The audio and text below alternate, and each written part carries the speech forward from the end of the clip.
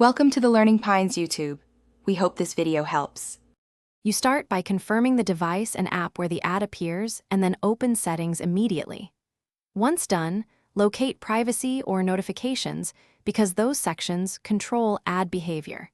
You should back up bookmarks or sign-in data before changing sync or ad settings to avoid losing preferences.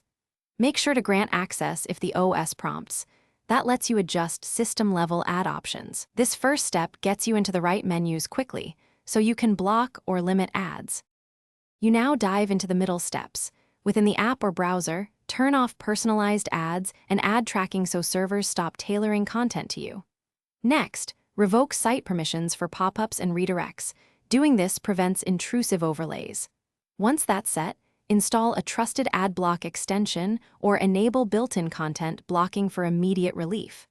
Make sure to whitelist sites you support and clear cache and cookies to flush previous ad ID. This helps changes take effect right away. You finish by restarting the app or device and visiting the pages that showed ads to confirm success. If intrusive ads persist, check for adware with a reputable scanner and reset browser settings to default. That often removes hidden extensions or injected scripts. Make sure to update the app and system to patch ad-related vulnerabilities. If nothing else works, switch to a privacy-focused DNS or use private browsing to avoid cached trackers. This often eliminates the last.